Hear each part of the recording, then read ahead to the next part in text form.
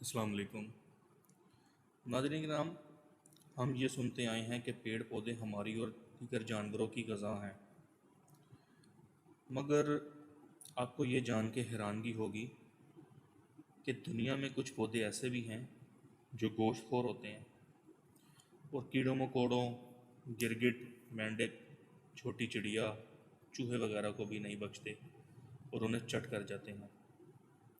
इस तरह के पौधों को किलर प्लांट्स और कार्निवोरस प्लांट कहा जाता है। गोश्तखोर पौधे मुख्तलिफ मुल्कों में पाए जाते हैं। इनमें ऐसे पौधे भी हैं जो कीड़ों मकोड़ों के अलावा बड़े मेंढक, चिड़ियाँ, हत्ता के चूहों को भी हज़म कर लेते हैं।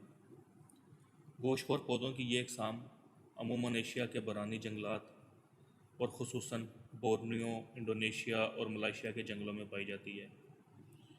ये काई से ढकी हुई ज़मीन पर, जिसके नीचे पानी खूब रिस रहा हो और मिट्टी बहुत ज़्यादा नम हो, वहाँ उगते हैं। अमूमन ये पौधे 1500 से लेकर 2650 मीटर बुलंद पहाड़ों पर देखने को मिले हैं। ये सिर्फ़ इन खित्तों में पाए जाते हैं जहाँ ज़मीन में मादनी नमकियात और नाइट्रोजन की कमी हो। कमी को पूरा करने के लिए ये पेड़ पौधे कीड़ों मकोड़ों वगैरह को खाते हैं, क्योंकि इनकी नशोनुमा के लिए ये नाइट्रोजन और नमकियात बहुत ज़रूरी हैं।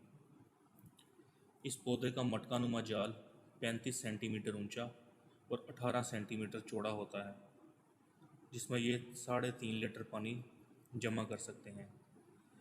इलामाजी इसमें 2.5 लीटर वो सियाल मादा भी मौजूद होता है जो इसे शिकार को हज़म करने में मदद देता है। इन पौधों के शिकार करने का तरीका बिल्कुल जंगली जानवरों की तरह है।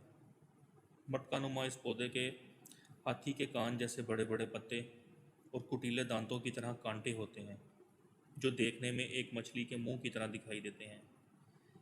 ये पौधे शिकार के वक्त अपने पत्तों को मुंह की तरफ खुला छोड़ देते हैं, जिसमें कीड़े मकोड़े वगैरह इसमें आकर फंस जाते हैं और वह बआसानी इसे खा लेता है। किसी पौधे में सुबह सवेरे मस्त कर देने वाली खुशबू निकलती है। इस पौधे के इर्द गिर्द जो भी कीड़ा मकोड़ा गुजरता है, वो इस खुशबू से मदहोश हो जाता है।